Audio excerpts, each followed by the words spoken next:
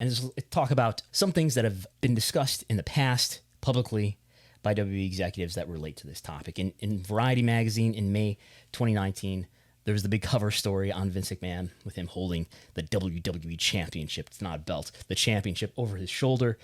The growth momentum and enormous gains on the horizon have surely made WWE attractive as an M&A target to media giants eager to gobble up marquee brands. Indeed, there was speculation last year that Fox Corporation might try to buy WWE outright, so that would have been 2018. But anyway, however, McMahon has firm control of a majority of WWE voting shares, which means he would have to agree to any such transaction. He is clearly energized by the company's improved financial prospects and the new affection it commands on Wall Street. He doesn't look like a man who's ready to retire. "We're open for business," McMahon says. When pressed on whether he'd consider selling all or a partial stake in WWE, he declines to elaborate. And that's along the lines of a very short, not very transparent sentence that he had said on a WWE earnings call as well when he was asked about mergers and acquisitions. So that's May 2019. That's about 1 year after the current U.S. Raw and SmackDown deals have been completed, where he just says that we're open for business. So not much of an answer. Not very positive, not very negative. So then, just a couple months ago, Nick Khan was on Colin Cowherd's podcast, and the same subject came up.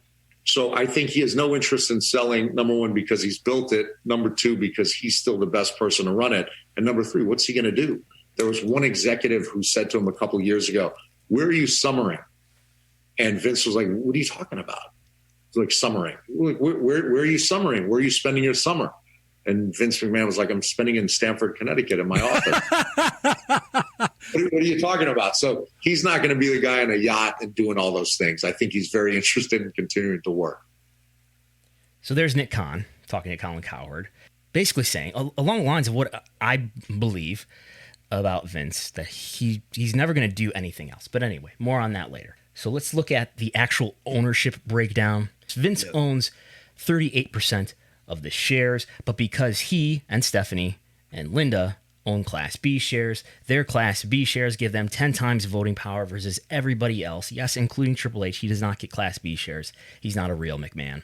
Shane used to be a stockholder, not a stockholder at all anymore. The other major shareholders are financial firms. The biggest by far is Linsdell Train. But so when it comes to voting power, when it comes to who actually controls the company because of his Class B shares, which again give him 10 times the voting power of non-McMahon family members, he controls just over 80% of the voting power in WWE. So he can continue to sell his stock, end up owning a very small minority of the stock, but still, depending on how the math works out, he could still own a small minority of the stock, but still own 51% of the voting power.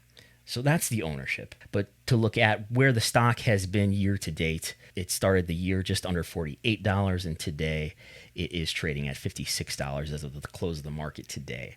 Stock price not really moving on today's news or on any of the news of the layoffs or the talent cuts. And just to review, what is the state of WWE's finances? As you alluded to, Chris Gullo, they're having record profits, and they are. 2020 was the most profitable year in WWE's history ever. Even when you adjust for inflation, WWE was more profitable than they were in the two best years of the Attitude Era, which is depicted here in this image for the viewers on YouTube.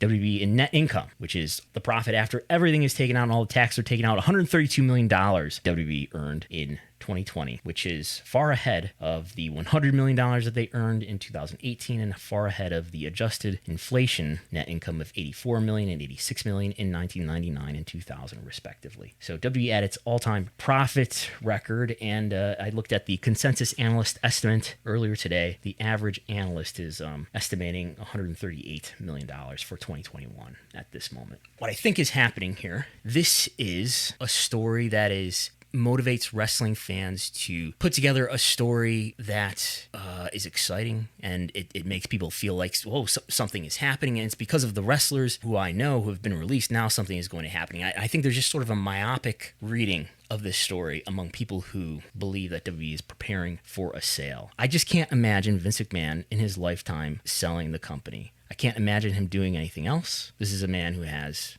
no known hobbies, except for working out, of course. This is a man who I think, above any amount of money, values the the control that he has of the company, especially over creative, and I don't ever see him relinquishing that as long as he has more time to do that job. All these layoffs, which are substantial, I think, really to the finances of the company, but the layoffs and the releases and the restructuring, we talked about the merging of two departments, that is the Advanced Media Group was merged into Kevin Dunn's television group to become the WWE Media Group.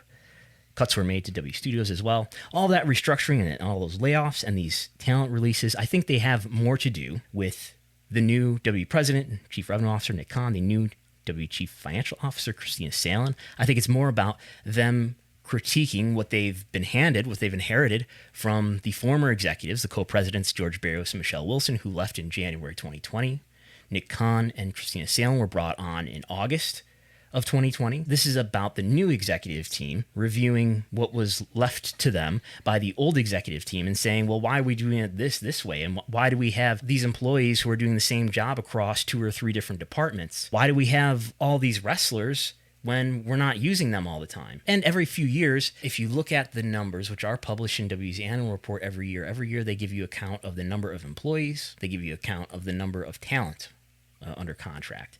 And every few years, there is at least a somewhat of a cut down on the headcounts there. WWE had over 300 wrestlers under contract in 2020. That's way more than they need. And they had all those wrestlers under contract, I think, for basically no reason except for to hoard them from competition, including AEW. And doing that, keeping all of that talent and competing for that talent probably contributed to some talent leverage in pay negotiations. I know that there were some reports today about how much Braun Strowman negotiated with them to get the deal that he got. Braun Strowman was getting over a $1 million downside, and that's a large cost to the company. Maybe they felt like it wasn't worth it or that they were overpaying him. And I imagine the new leadership just reviewed this situation and said, why are we spending all this money on all this talent, not using them very much? And they may have just concluded that this isn't cost effective and we should do things differently. I think Vince will never relinquish control in his lifetime.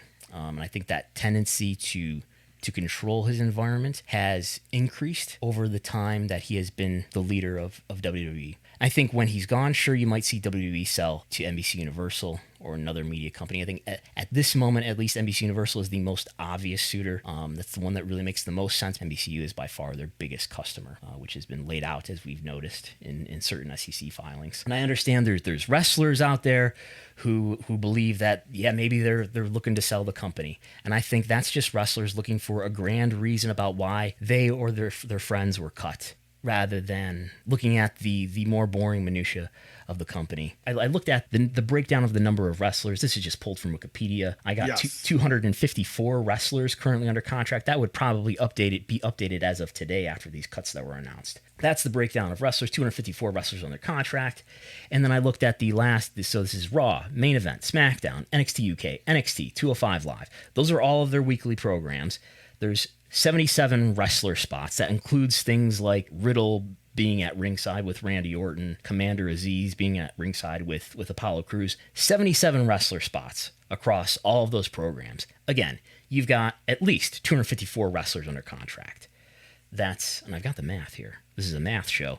So you're using 30% of your wrestlers on a weekly basis. That ratio doesn't make a lot of sense to me. I think a lot of that was just motivated by the fact that they wanted to keep talent away from their competitors, especially AEW. And even if you take into account we've got some inactive wrestlers, you've got a lot of wrestlers who are just going to be in developmental and who aren't going to be used on screen just yet, I still don't think that ratio makes a lot of sense. And I think that's one strategy, along with the strategy to put NXT head-to-head on cable. All these things have a cost to it. In the case of putting NXT head-to-head with AEW on cable, it has an opportunity cost versus whether that's keeping it on the network, whether that's putting it on its own night, which eventually now they've decided to put it on Tuesday. So that's costly. It's costly to keep talent under contract when you don't really need them. It's costly to try to use NXT as a bulwark against AEW.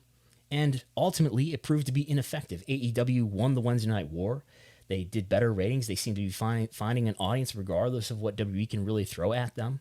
And now we're seeing that strategy get undone.